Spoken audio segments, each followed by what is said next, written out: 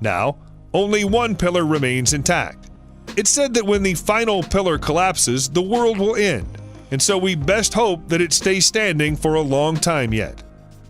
The cavern floods completely during rainy weather, but even when conditions outside are dry, it still retains a foot or two of ice-cold water. That doesn't put Hindu pilgrims and worshippers off the idea of jumping straight into it, though.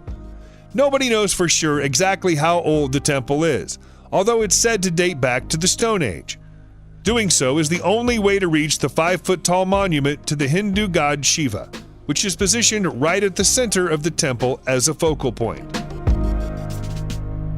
The first time people see images of the West Komakua skylight in Hawaii, they often think they're looking at a gruesome sculpture, but it's all one big optical illusion.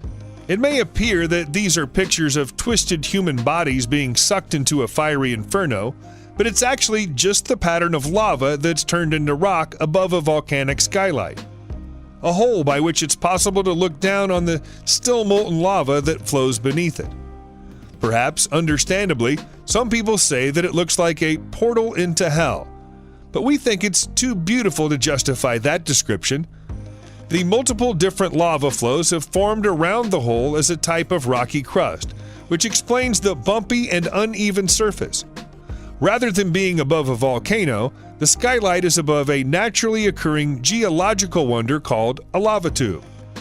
Lava tubes are more common beneath the surface of the Earth than we usually imagine, but most of the time they're hidden. We only get to see them when part of the ground above them collapses, as it has here. For such a small place, there's a lot of mythology wrapped up in the tiny Mexican island of Mexicaltitan.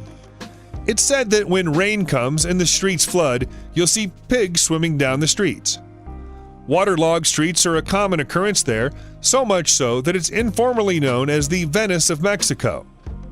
The biggest claim that's made about it, though, is that this is the place from which the entire mighty Aztec civilization grew. The first great Aztec city was Tenochtitlan, which was founded in 1325. But many people believe the Aztecs started in Mexaltitan before moving off the island and onto the mainland. There's no substantial evidence to support the claim, but there can be no denying that the cruciform pattern of the buildings and streets is strikingly similar to the layout of Tenochtitlan. The people who still live on the human-made island are welcoming to visitors who can travel there by boat to find out more about the location's fishing traditions.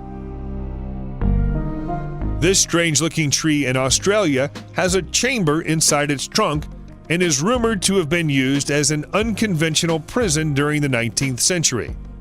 The story that prisoners were once held here is likely to be an urban legend, but that hasn't stopped it from becoming known as the Derby Prison Tree.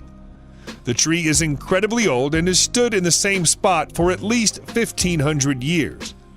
The split open base is almost 50 feet wide, and the fact that it's hollow means that it could have been used as a prison if someone had ever wanted to do so. The prison story is believed to have come from a painting from the 1940s when the prison label was used in the title, but doubts about the veracity of the tale appeared almost immediately. It's however been used as an ossuary in the past.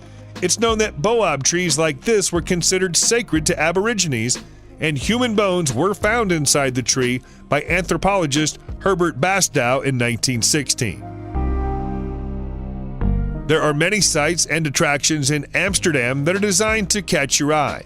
But if you wander into Electric Ladyland, you might have a complete sensory overload. This day-glow bright place is thought to be the only museum dedicated to fluorescence and fluorescent light in the world. You'll find it close to Anne Frank's house, in the basement of an art gallery called Electric Lady. Although some of the fluorescent art and materials inside the museum are artificial, there are also several examples of materials that naturally give out or respond to ultraviolet light. Once you're inside the experiential room,